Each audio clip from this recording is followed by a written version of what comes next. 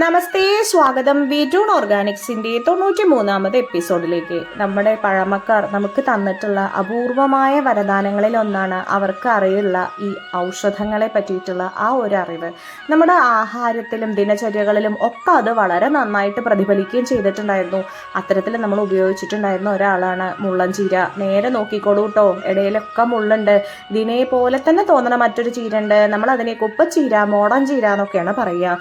ശീതവീര്യമുള്ളത് സമൂലം ഉപയോഗിക്കുന്നുണ്ട്.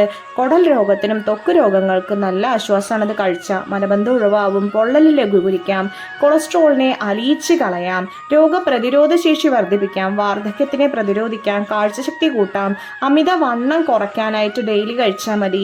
ഇതിലെ തേനീച്ചകൾ ഇതിന്റെ പൂവിൽ നിന്ന് നിറയെ തേന് കൊണ്ടുപോകും കേട്ടോ. വേറെ ഒന്നിനുമല്ല, ചെറുതേനീച്ചകളാണ് ഇത് ചെയ്യുന്നത്. നല്ല ഔഷധ ഗുണമുള്ള ചെറുതേൻ നമുക്ക് കിട്ടും. പശുക്കൾക്കും ഇതിന്റെ ഇല കൊടുത്തു കഴിഞ്ഞാൽ ഔഷധ ഗുണമുള്ള പാല് കിട്ടുന്ന മാത്രമല്ല, പാലിന്റെ ഉൽപാദനം കൂടുന്നു പറയുന്നുണ്ട് കേട്ടോ. അതേപോലെ വിറ്റാമിൻ സി, ആൻറ്റി ഓക്സിഡൻസ് ഒക്കെ ധാരാളം ഉള്ളത് കൊണ്ട് തന്നെ ഇത് നമ്മുടെ ആഹാരത്തിൽ നമ്മൾ ഉൾപ്പെടുത്തി കഴിഞ്ഞ് കഴിഞ്ഞാൽ പ്രതിരോധ ശേഷിയൊക്കെ കൂടുന്നുണ്ട്. വേറെ അരച്ച് തേനിൽ ചാലിച്ച് കഴിച്ചു കഴിഞ്ഞാൽ വയറുവേദനയും അസ്ഥിയുരുക്കൊക്കെ അവസാനിക്കും. തോരൻ വെച്ചിട്ട് പ്രസവിച്ച് കിടക്കുന്ന സ്ത്രീകൾക്ക് മുലപ്പാൽ കൂടാൻ വേണ്ടിയിട്ട് കൊടുക്കാറുണ്ട്. സൂപ്പ് വെച്ചിട്ട് 15 ദിവസം കഴിച്ചു കഴിഞ്ഞാൽ കൊളസ്ട്രോൾ കുറയും. ആണി രോഗത്തിന് അതിൻ്റെ ഇല അരച്ചിട്ട് കഴിഞ്ഞ് കഴിഞ്ഞാൽ അവിടെ സോഫ്റ്റായിട്ട് ആണി തന്നെ പറഞ്ഞു പോരും. ഏതെങ്കിലും ജീവികൾ, വിഷജീവികൾ കടിച്ചിരിക്കണമെന്ന് വിചാരിക്കാം. ആ വിഷത്തിന് പുറന്തള്ളാനായിട്ട് ആവിയിൽ വേവിച്ചതിൻ്റെ കറി കൊടുത്തു കഴിഞ്ഞ് കഴിഞ്ഞാൽ സ്വമേധയാ പുറന്തള്ളുന്നാണ് പറയുക കേട്ടോ. അതേപോലെ ഇതിൻ്റെ പിഴിഞ്ഞെടുത്ത നീര് പ്രഷറിനും കൊളസ്ട്രോളിനും ഒക്കെ അസലാണേ.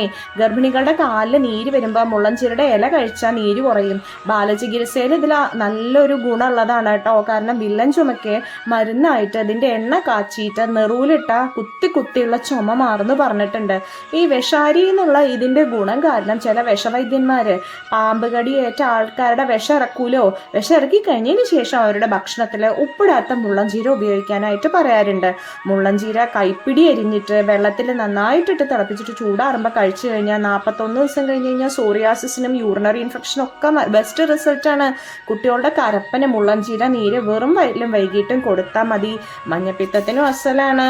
വൃക്കക്കല്ലിന് മുള്ളൻചീരയുടെ വാട്ടിപ്പിഴിഞ്ഞ നീര് മുതിര വേവിച്ചതും ഞെരടി പിഴിഞ്ഞ ചാറും കൂട്ടി ചേർത്തിട്ട് ഒരു 15 ദിവസം കുടിച്ചു കഴിഞ്ഞാൽ നല്ലതാണ്.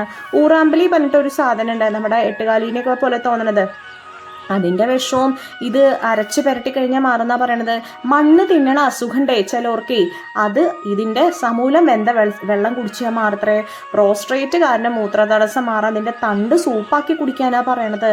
അതേപോലെ മുള്ളൻചീരല, തഴുതാമല, കല്ലൂർ വഞ്ചി, ഞെരിഞ്ഞിൽ വെച്ച കഷായം കുടിച്ചു കഴിഞ്ഞ് കഴിഞ്ഞാൽ ഏത് മൂത്രതടസ്സവും മാറും.